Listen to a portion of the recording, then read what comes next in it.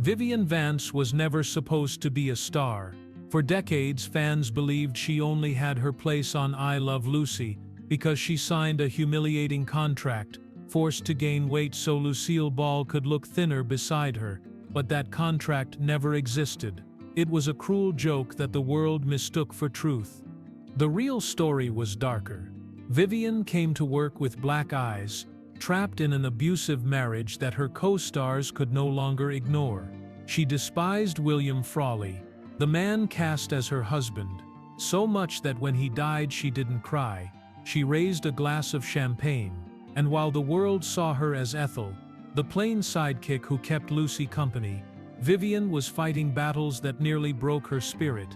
So who was the woman behind the laugh track? What truths did Hollywood bury for decades?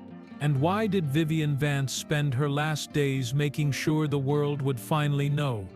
Vivian Vance's beginnings were far removed from the glitter of Broadway.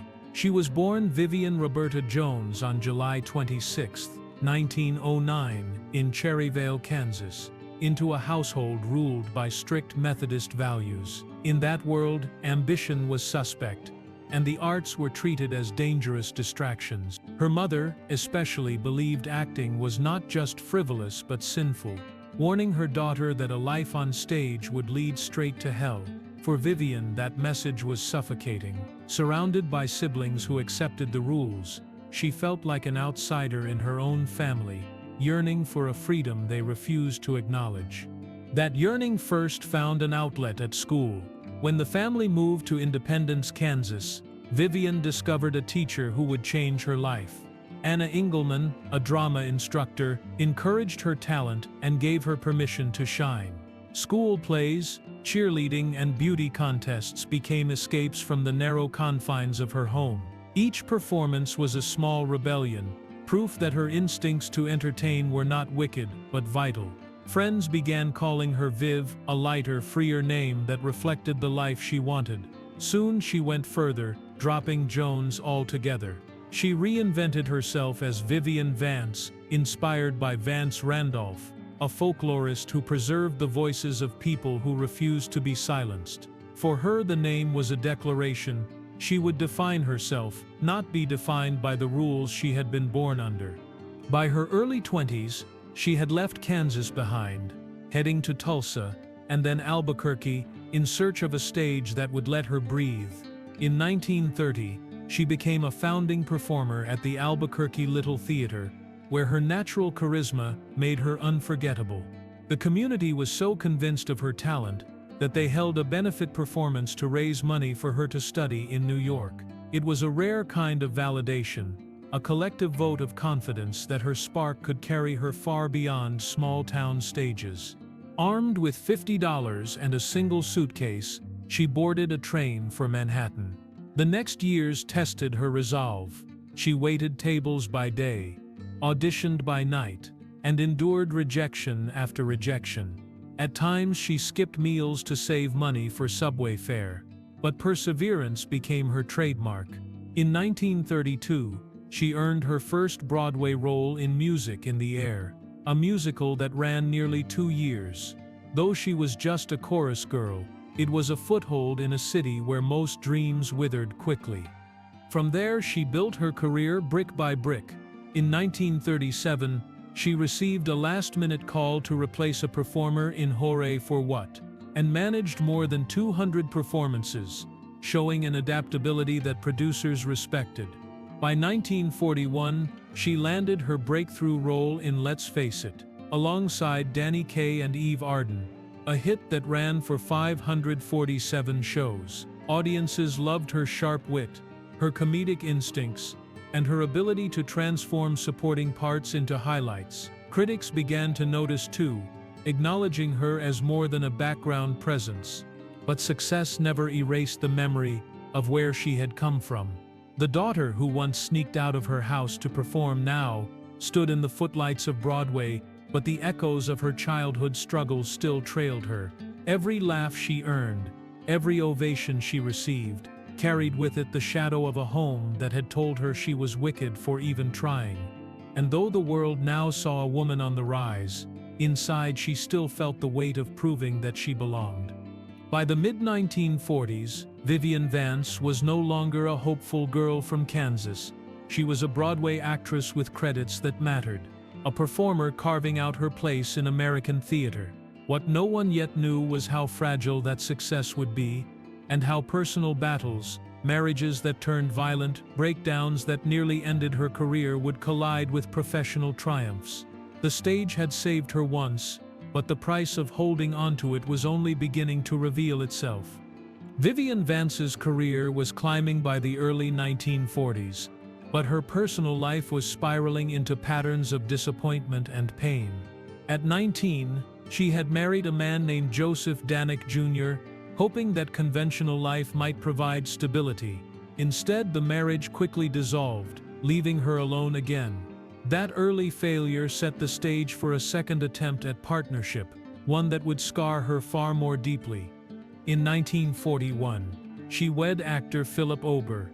On paper, he seemed like a man who could understand the demands of her chosen profession. In reality, the marriage became a source of constant fear. Ober resented her success, especially as her Broadway profile grew. Instead of celebrating her achievements, he lashed out. The jealousy soon turned violent. Vance endured assaults behind closed doors, bruises that even careful makeup could not always conceal. For an actress working in an industry obsessed with appearance, those marks were devastating reminders of the cost of her private life. Friends and colleagues noticed the signs. Whispers circulated backstage about her absences and unexplained injuries. What many did not see was how the abuse eroded her confidence. She had worked tirelessly to reinvent herself, yet at home she was forced back into a world of fear and control.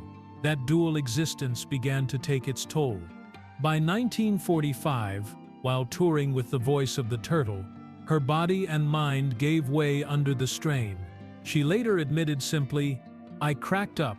What began as exhaustion deepened into something more dangerous. Anxiety overwhelmed her, clouding even basic decisions. On stage, she could still summon the poise of a professional. Off stage, she felt like she was unraveling. This collapse marked the first of her documented nervous breakdowns, and it forced her to confront the need for help. At a time when mental health was rarely discussed, especially in the entertainment industry, she entered therapy.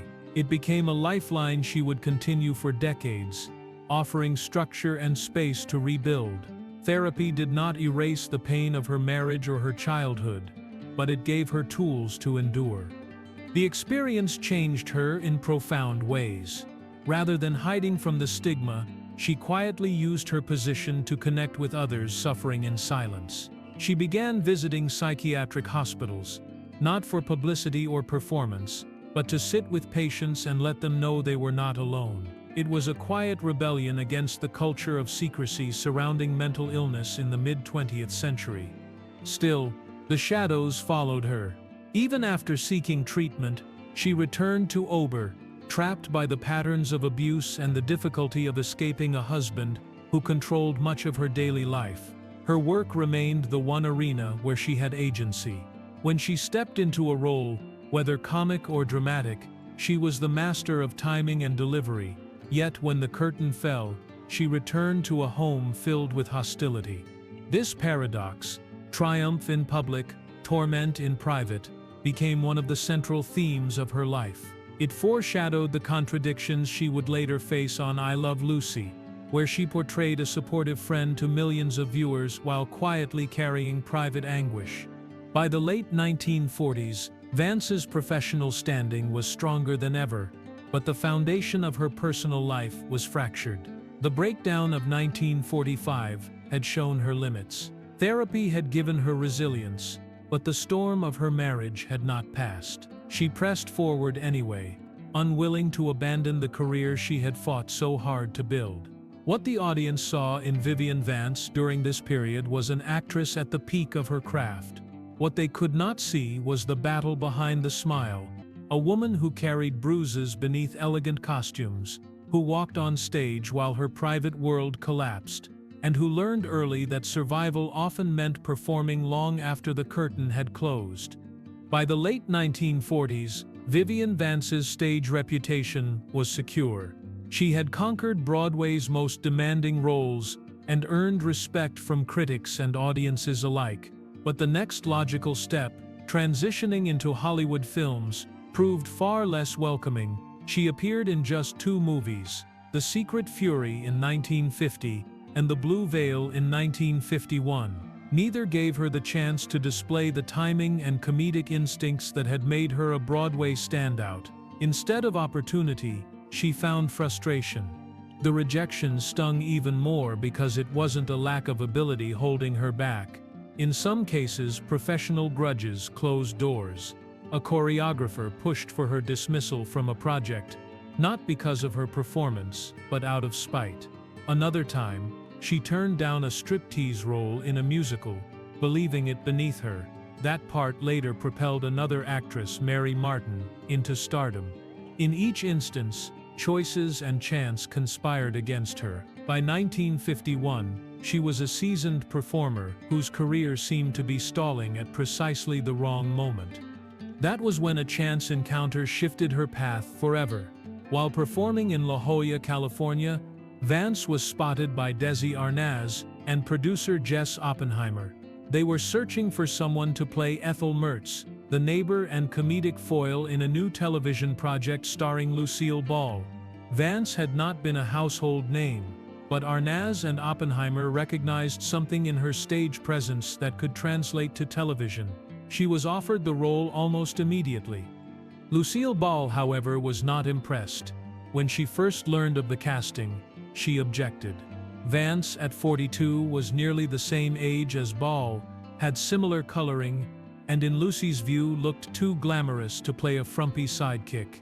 To solve this perceived problem, the production team made a series of deliberate choices. They dressed Vance in ill-fitting clothes, styled her hair in unflattering ways, and directed makeup artists to highlight awkward features. The intent was clear: Ethel Mertz would never outshine Lucy Ricardo. The transformation was jarring. On stage, Vance had been celebrated for her vitality, her grace, even her beauty. On I Love Lucy, she was deliberately muted, confined to the role of a plain landlady who existed to make Lucy's antics shine brighter. For the audience, the effect worked. The chemistry between Lucy and Ethel became iconic. For Vance, it was another kind of cage. The first day she met her on-screen husband, William Frawley, only deepened the challenge. Seeing the much older actor across the set, she assumed he was playing someone's father. When told he would be her husband, she laughed at the absurdity. Frawley overheard, and he never forgave her. From that moment on, a personal animosity began that would shadow every season of the show.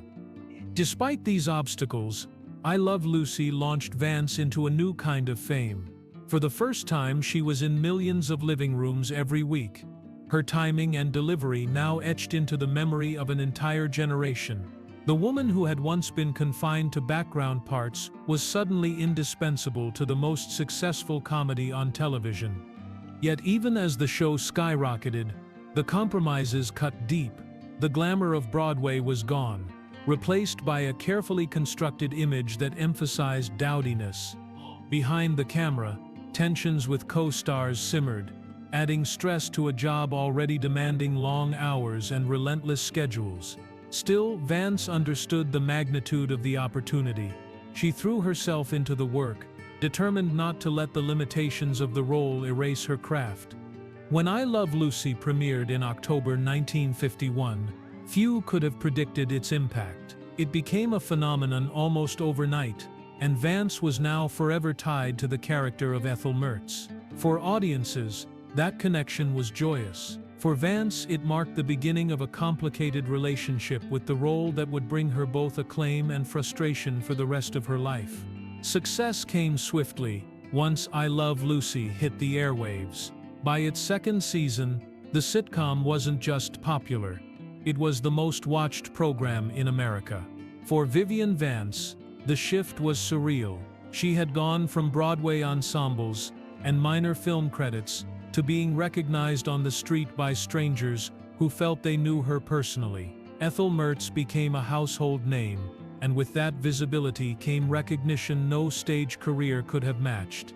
In February 1954, Vance achieved something unprecedented.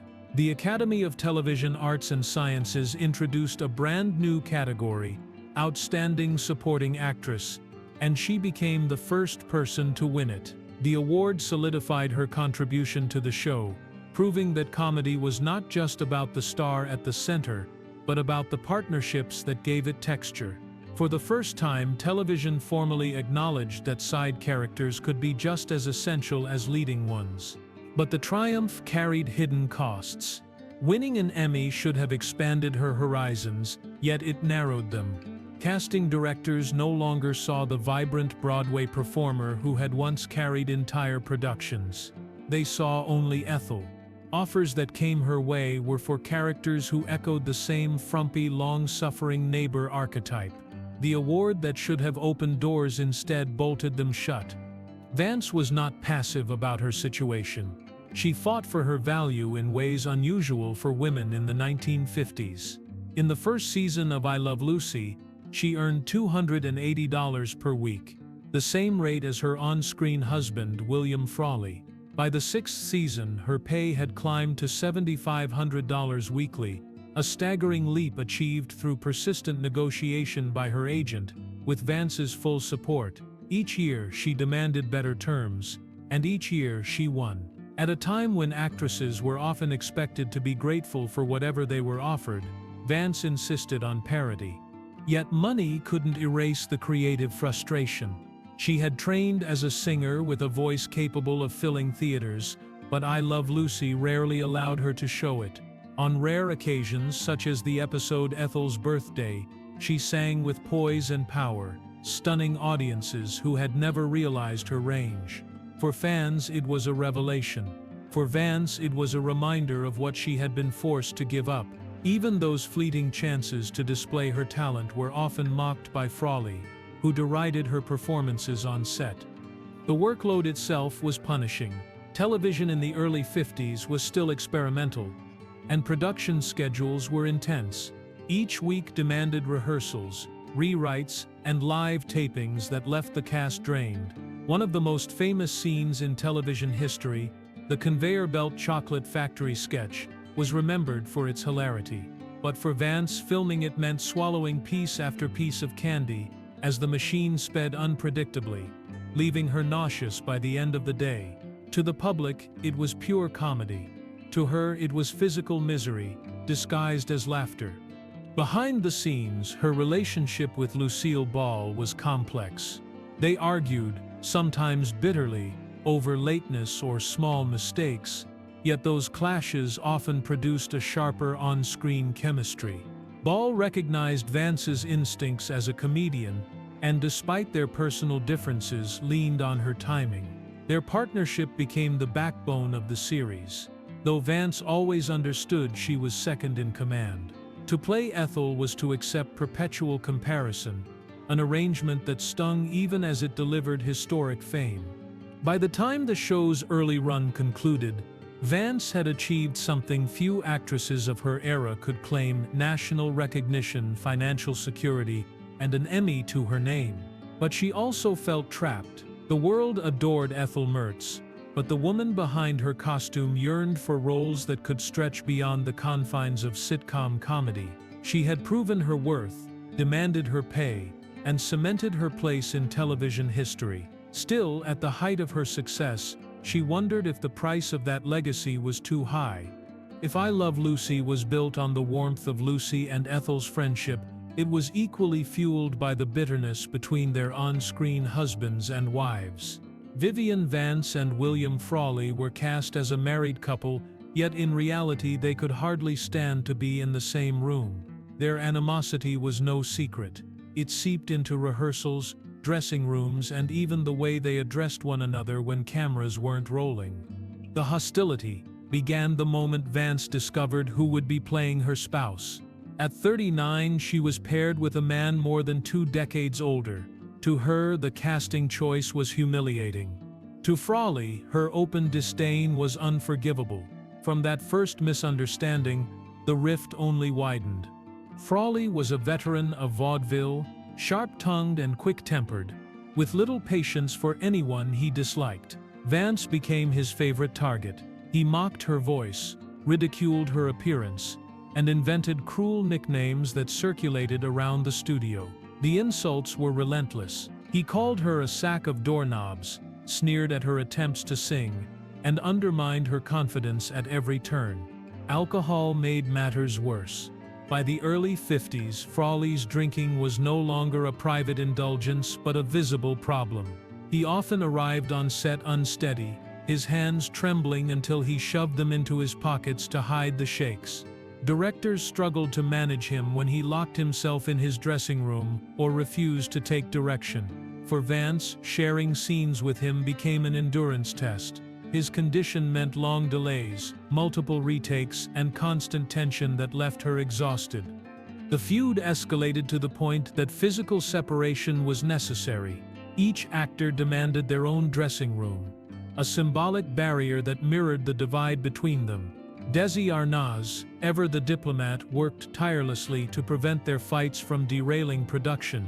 He shuffled schedules, kept them apart between scenes, and reminded them of the professional stakes. The studio audience never knew the battles being waged just off stage. Viewers at home, meanwhile, believed Fred and Ethel's banter was comic gold.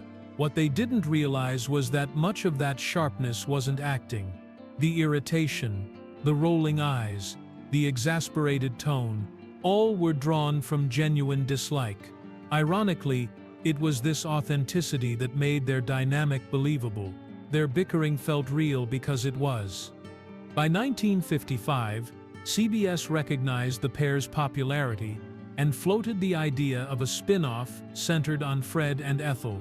For the network, it seemed like an easy path to guaranteed ratings. Frawley was enthusiastic, eager for steady work and another chance at the spotlight. Vance, however, flatly refused. She told producers she couldn't imagine spending another day tethered to him, much less an entire series. To her, the thought of extending their on-screen marriage was unbearable. She sacrificed what could have been a lucrative opportunity simply to protect her sanity.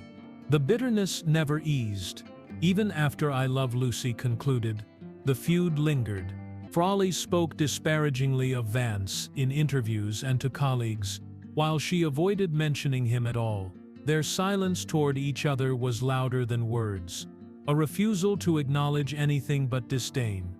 When William Frawley collapsed and died of a heart attack in March 1966, Vance's reaction stunned those around her. At a dinner party that evening, she received the news and responded not with grief, but with celebration. She raised a glass and ordered champagne for everyone present. To her, his passing was not a loss, but the end of a burden she had carried for 15 years. She declined to attend his funeral, sent no flowers, and offered no condolences. The feud that had defined their working years ended only because death had made it final.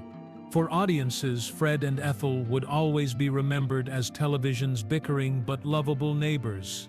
For Vivian Vance, the role was a reminder of the years she had endured the cruelty of a man she never forgave.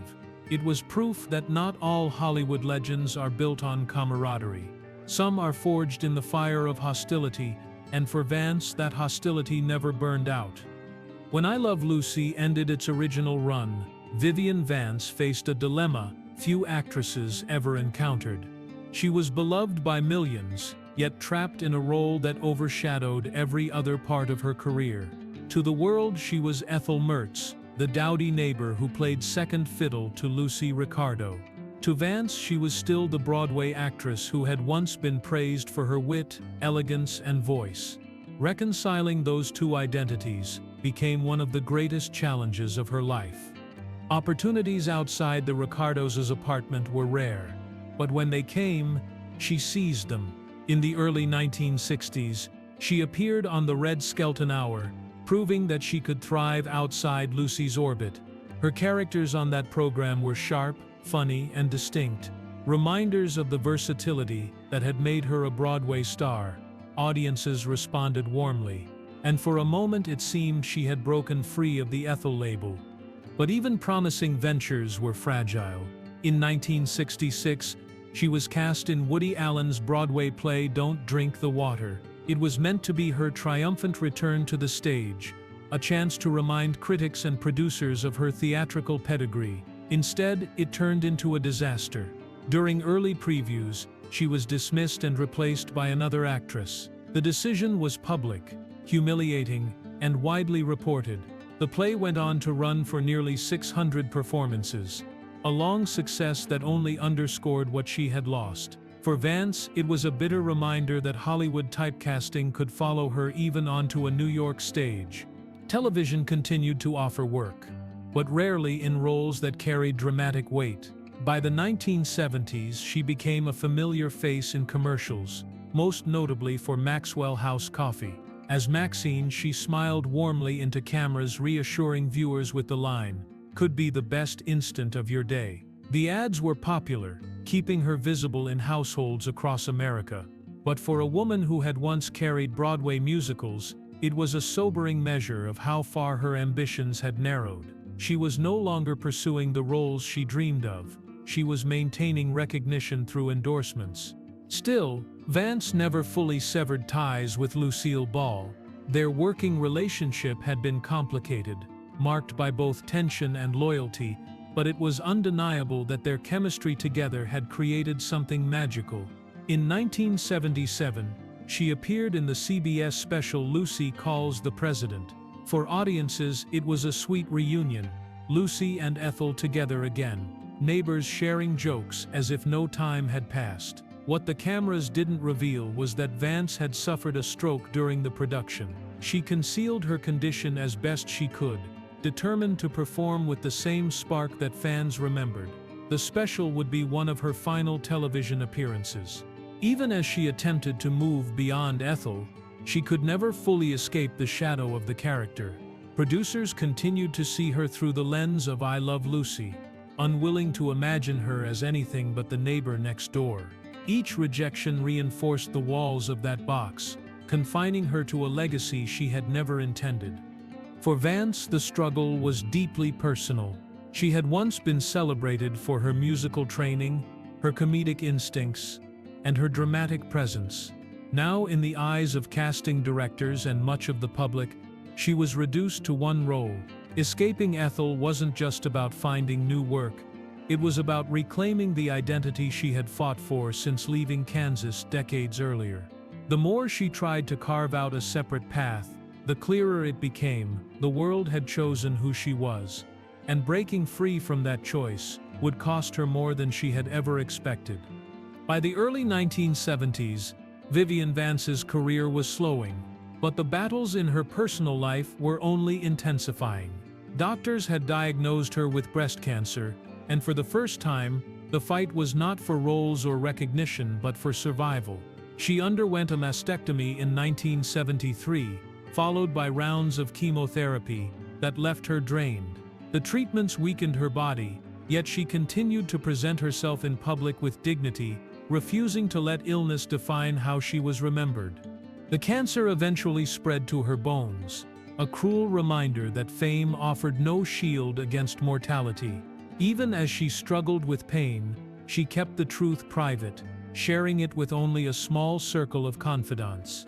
To colleagues and casual acquaintances, she maintained the image of the vibrant actress who had once won an Emmy, hiding the reality of a body under siege. Her health crisis intersected with long-standing wounds that had never fully healed. Decades earlier, a miscarriage had left her unable to bear children. Watching Lucille Ball raise her family deepened that sorrow, though she never voiced resentment. Instead, she poured her affection into mentoring younger performers. Many actresses who came after her spoke of the guidance she offered, a rare generosity in an industry that often pitted women against one another. Through them, she created the legacy of nurturing she had been denied in her own life. Mental health remained a fragile thread as well. After her first breakdown in the 1940s, episodes of anxiety returned throughout her life. In the mid-70s, she endured another collapse so severe that it required extended treatment. Rumors circulated that electroshock therapy was part of her recovery, though details remained unclear. What was certain was that she fought her way back again, determined not to vanish into silence. Despite illness and instability, she still found ways to work. One of her last television roles came in the short-lived series Sam alongside Mark Harmon. The program quickly faded, but her presence on screen was a reminder of her resilience. She refused to disappear, even as her strength waned. In her final years, Vance dictated letters reflecting on her life in Hollywood. In them, she revealed the obstacles she had faced, not only abusive relationships and mental illness, but the institutional barriers that kept women from advancing behind the camera. She had long dreamed of directing, yet producers dismissed the idea as unladylike. These letters were her last protest, a record of the ceiling she had fought but could not break. One of the most poignant moments of her final chapter came in the summer of 1979, just weeks before her death. Lucille Ball visited her at a home in Belvedere, California. Neighbors recalled hearing laughter and tears spilling from the house as the two women spent the afternoon together. When Ball left, she was overcome with emotion, unable to speak. For all their years of rivalry and tension, the bond between them ran deeper than any conflict. They had built something together that would outlive both of them. On August 17, 1979, Vivian Vance passed away at the age of 70. The news saddened millions who had come to know her as Ethel, though few understood the pain she had carried behind the smile. In the weeks that followed, tributes poured in, celebrating her comedic timing and her place in television history. Yet her true story, the battles with illness, the scars of abuse, the resilience through breakdowns, remained hidden beneath the laughter. Her life closed, not with a final performance, but with a quiet defiance. She had faced every trial, endured every humiliation, and still found ways to give joy to others. For Vivian Vance, legacy was never just about the character she played. It was about the strength to endure when no one was watching, and the courage to keep creating even when the cost was almost unbearable. Vivian Vance's life was never simple, never as tidy as the sitcom world that made her famous. To millions, she will always be Ethel Mertz, the neighbor who bickered, fussed, and stood loyally at Lucy's side through every scheme. But the truth of who she was extends far beyond that apartment set. Her story was one of persistence, resilience, and constant reinvention in an industry that rarely offered women her age or talent more than a single chance. She defied the expectations of her Kansas upbringing, where creativity was condemned, and turned herself into a Broadway actress who could command a stage. She endured marriages that threatened her spirit, and survived breakdowns that might have ended her career entirely. She navigated Hollywood's typecasting, fought for fair pay, and carved out dignity in a profession that too often dismissed women's worth. She carried the weight of illness and loss, yet still gave her audiences laughter, even in her final years.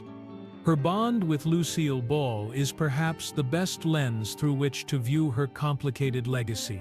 They clashed, yes, but their partnership reshaped television. Together they proved that comedy did not belong to one star alone. It was a duet, a balance of timing, wit, and trust. Without Vivian, I Love Lucy would not have had the heart that made it endure. Ball herself acknowledged as much in later years, grieving the loss of her partner not just as a colleague, but as someone who had shared the burden of making millions laugh every Monday night. The role that confined her also immortalized her. While she longed to break free from Ethel's shadow, that shadow has kept her memory alive for generations. Younger audiences discover her in reruns, unaware of the battles she fought off-screen, but drawn to the warmth and sharp humor she brought into every scene. In that way, she achieved what every performer hopes for: longevity, relevance, and a place in cultural history.